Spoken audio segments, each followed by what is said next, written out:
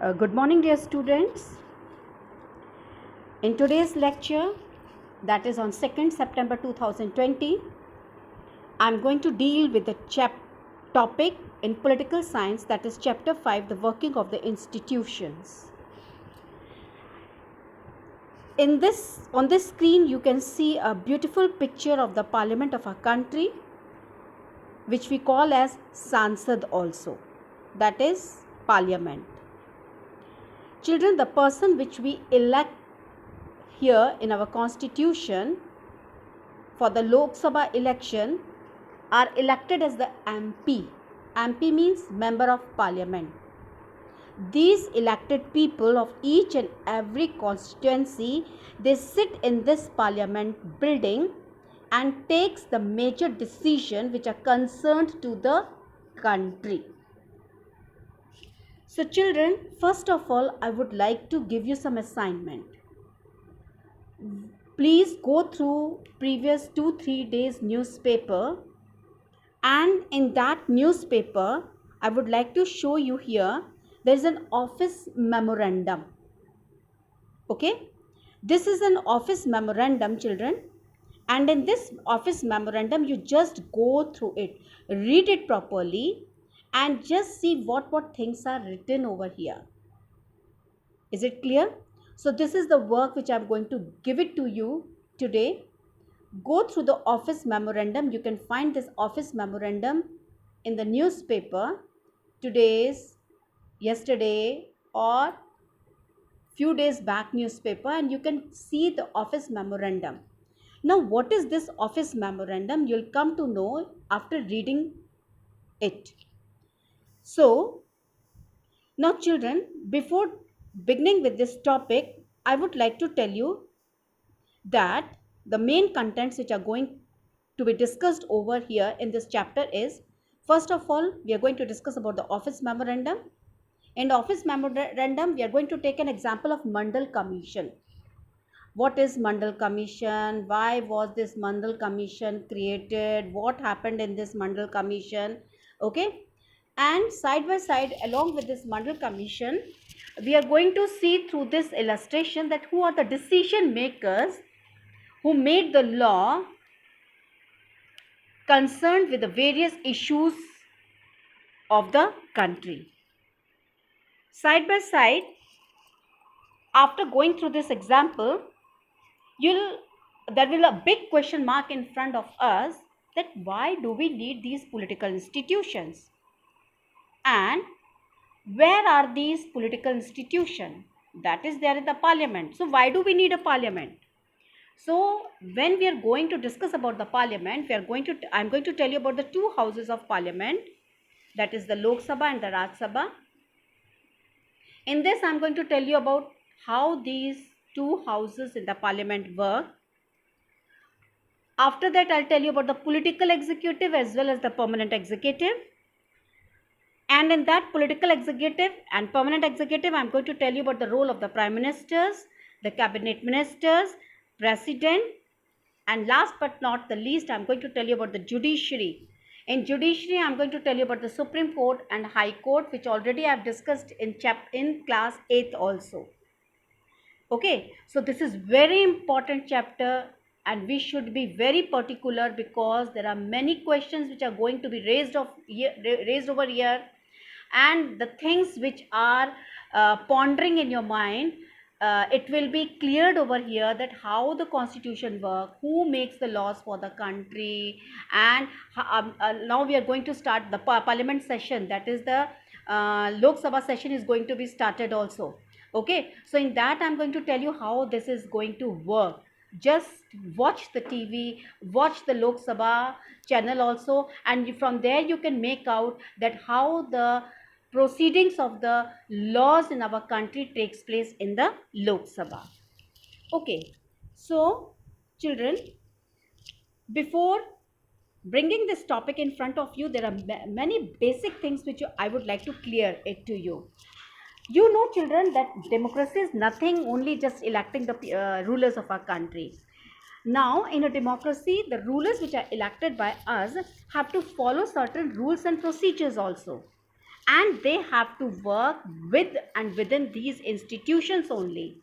So in this chapter, there is only about the working of such institution in a country, and we have to understand this by looking at the manner in which the decisions, children, are taken, and how are these decisions implemented in our country. Side by side, there are certain disputes also. When the laws are made in our country, you must have seen that when the session of the Lok Sabha and the Rajya Sabha goes on, there are very much dispute. The opposition party raised the question.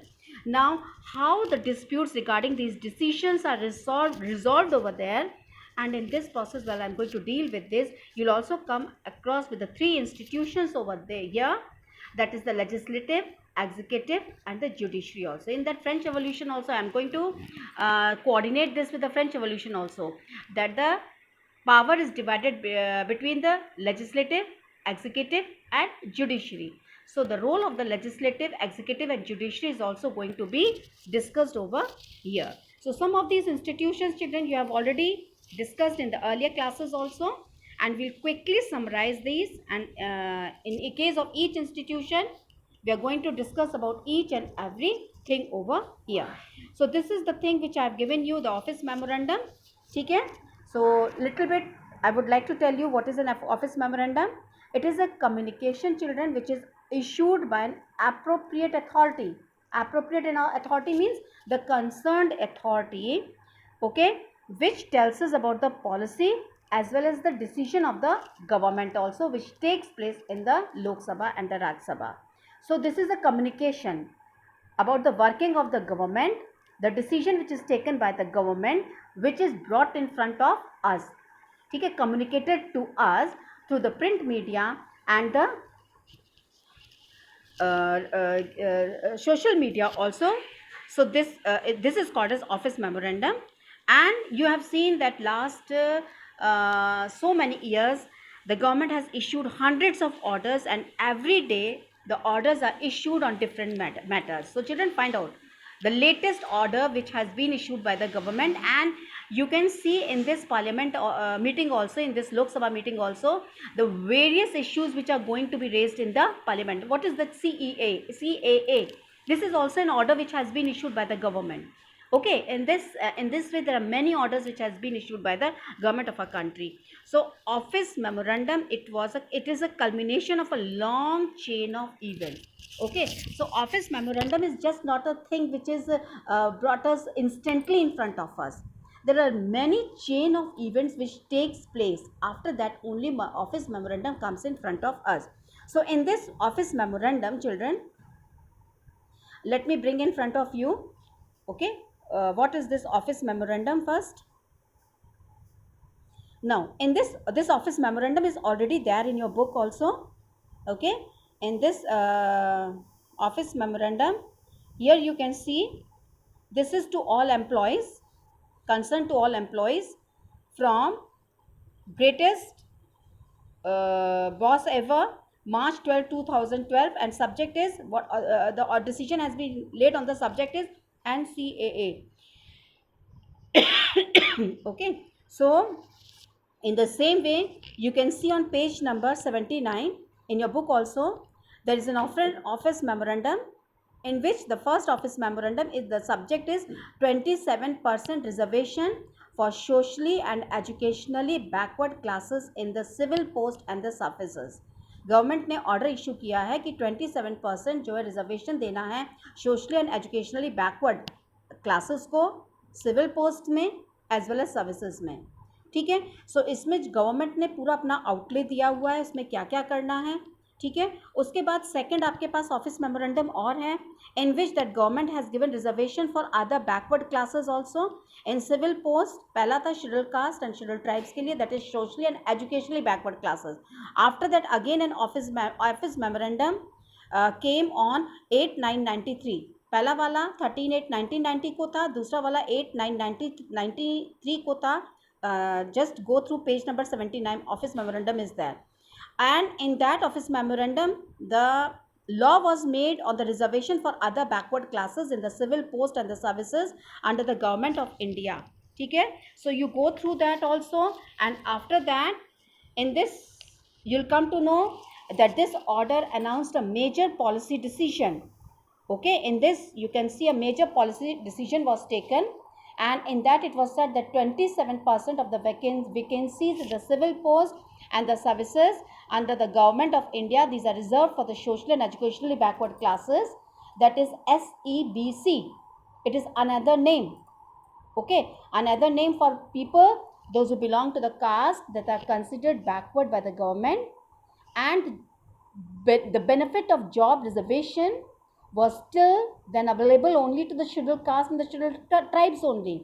After that, government brought a new third category which is called as SEBC, and only persons those who belong to the backward classes were eligible for this quota of 27% jobs, and others could not compete for these jobs.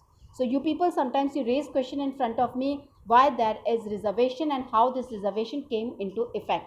So this is very important chapter in which the basic concepts will be clear to you, because many times when while I teach you, I discuss things with you, you keep on raising these questions in front of me. So these concepts will be cleared to you in this chapter. So children, go through this office memorandum, and we are going to start with the decision maker, who takes the decisions and all, tomorrow itself in my next lecture. That's all for today. So enjoy your day and be ready for your revision test 2 also. Thank you, children.